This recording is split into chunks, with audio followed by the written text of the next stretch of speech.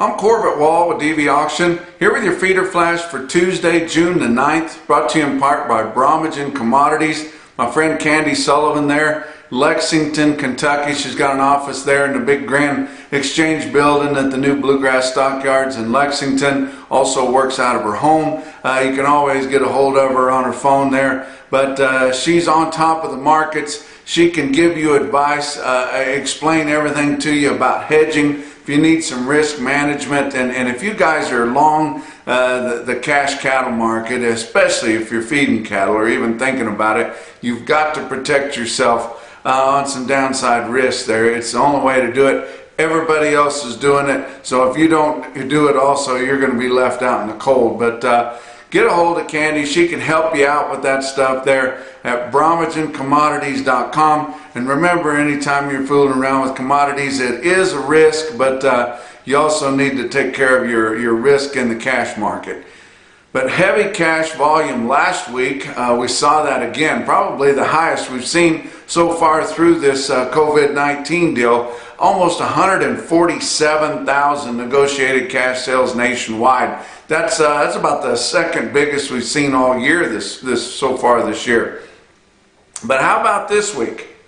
I wouldn't expect it this week, and if Monday's any indicator, we kind of see that.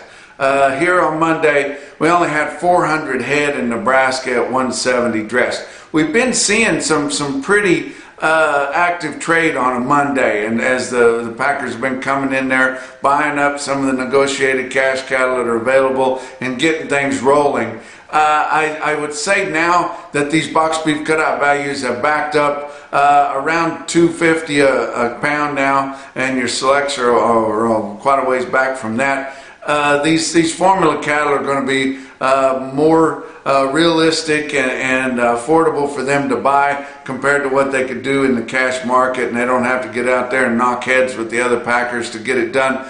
So I would say we'll start to see that back off big time here this week. I may be wrong, been wrong a lot of times before, but I think it's about time that they throw a bone to their formula partners and help them get rid of some of those big cattle that they've got backed up. So I would expect your carcass weights to skyrocket this week and next here as we start to get into more of those heavy cattle that are in those formula lots that your packers have been kind of shying away from here. But man, did they have a big week last week. We're starting to get back to normal, estimating 117,000 head slaughter here on Monday. That's awful good. Maybe 120. You don't get much over that these days anymore unless they really turn up the change speed. So that's good. We're looking at another semi-normal week here, and we'll start to get some semblance of the way things are supposed to be here. But it's hot. If you want to come down here to the Texas Panhandle, I tell you, we've had Chamber of Commerce weather with 40-mile-an-hour winds and 100-degree temperatures. But man, is it miserable out there. And you got to be careful of these wildfires, because you get one going, there's just no chance of ever getting it out. Got one going over in eastern New Mexico right now, over near Mosquero, if you guys know where that's at. Boy, I hate to see that open country out there burn up, and it's going to burn up a lot of fence, probably not much else. Wouldn't be a hell of a lot of grass out there to burn, but could get a little bit of moisture here over the next several weeks. It'll come back even better, but it's hard to sell these ball and calves when it's hot, and you get up into the central part of the country where your humidity is a lot higher. They've got small offerings of ball and calves coming to town. They're hard to sell, guys, because I tell you what, you put a ball and calf that misses its mama under a lot of stress, and then you turn the temperatures and the humidity up on them, and they're not eating good, and then they contract a little bit of something. It can burn their lungs up in a hurry. But the wheat really matured fast, and we've talked about that over the last several weeks. This graze out wheat, I mean, it's just turned to nothing.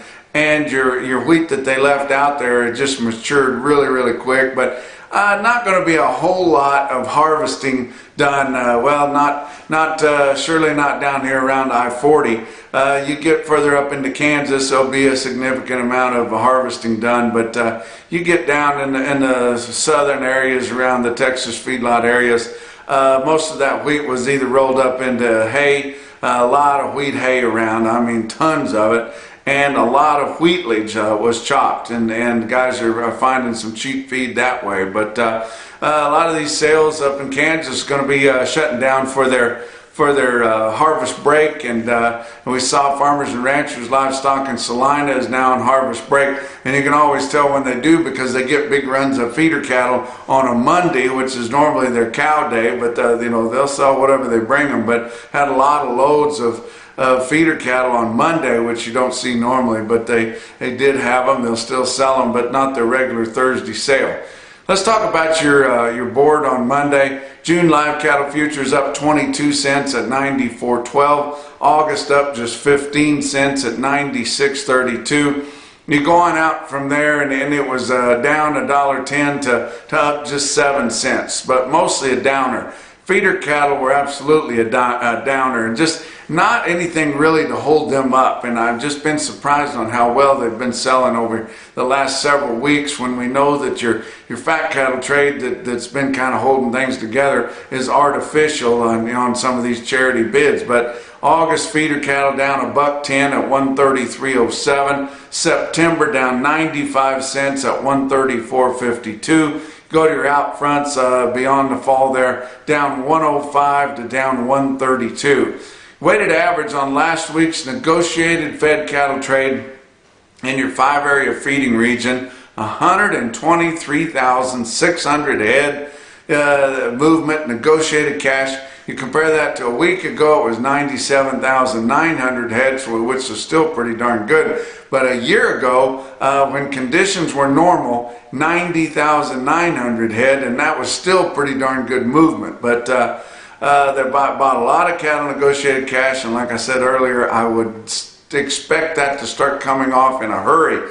We saw a lot of negotiated grid here a few weeks ago too, 60 or 70,000 head. This past week only 13,100, which is a whole lot more common here if you look over the last several years here and not during the crisis. But your live sales of steers and heifers, we continue to see huge price spreads as we lost a lot of ground. Our highest prices by far were in the early part of last week, and the lowest prices, of course, at the very tail end of the week. But wide price spread on live steers and heifers from $1 to $1.18.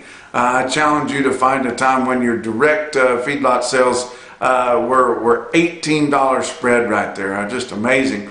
But your weighted average on live steers was $112.39. That was $3.32 lower on your weighted average than the previous week. Dressed steers and heifers ranged in price from $165 to $187, with a weighted average price on dressed steers of $179.04. That was down $4.79 compared to the previous week. Nationwide, like I told you earlier, 146,900 head negotiated cash. That was huge. About 15,700 for the 2 to 4 week delivery. That was about 11%. So we're starting to see that come back around, and they'll start ganging up here one of these days when they think that it's really, really hot and we're in the dog days of summer. They'll start ganging up on that 15 to 30 day delivery, trying to set the market up for a fall, as we have seen them do many times. But negotiated cash the last several weeks here during this coronavirus has been running well over 30%. So you guys that think we couldn't do the 30-14, yes we could. And we've been holding these price levels pretty good, even though it's been a charity bid and an artificial market, because it's been negotiated cash, been holding them up there fairly well. But we could do the 30% pretty easy. The 50-14 that we've got legislation written for will be more of a challenge, but we sure hope to get that passed also. Box beef cutout values on Monday afternoon on pretty darn good movement. Choice cuts 254.58 down 690, so that's starting to back off a little bit, and there's definitely more demand for the choice. But you know, everything's great and so good right now. There's very little select product on the market, but we're seeing a big wide price spread between choice and select because it is grilling season. We got Father's Day coming up here right around the corner, and then Memorial Day. Or 4th of July, I mean, will be coming up here before too long. But select cuts on Monday, 231.12, down $15.30. Like I said, choice select spread about $23.50, and a good movement on a Monday there. 223 loads of cuts, grinds, and trimmings. You wonder why we've been seeing such heavy movement there. Well, we're seeing it on immediate delivery. Normally, packers will put that demand off, you know, beyond the reports that has to show there. But your retailers are still hand to mouth quite a bit, and people are still kind of scared about the pandemic. People are still kind of filling their freezers back up from what they used because they ate at home so much during the shutdown.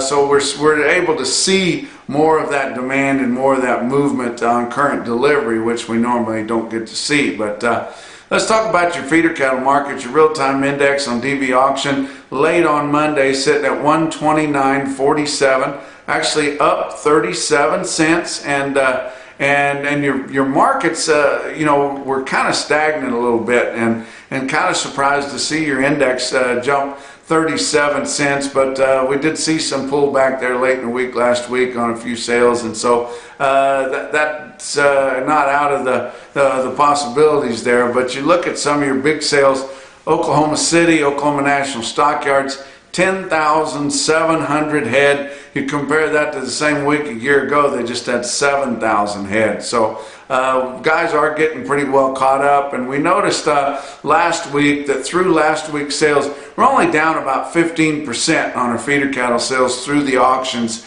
of what we did a year ago. So we were about to catch those things up in another big week or two, and we'll be pretty well caught up on your feeder cattle.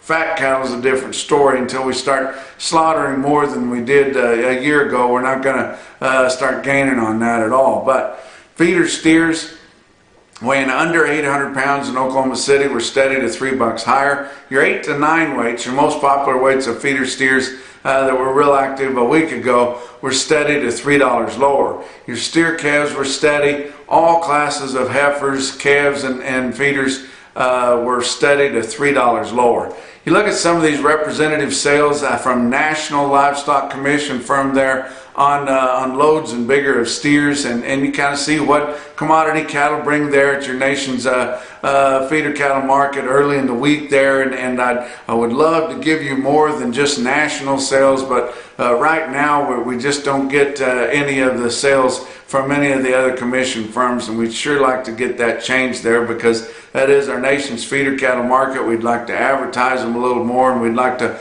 be sure and get the top sales from Oklahoma City, you know, spoke out to the public where people can hear about them, and we got a pretty good forum to do it right here. Joplin Regional Stockyards, 6,700 head there. The calves were steady to $5 lower, but yearling feeders $1 to $3 higher in Joplin, but on a more moderate run of 6,700 head there, but pretty good market in Joplin.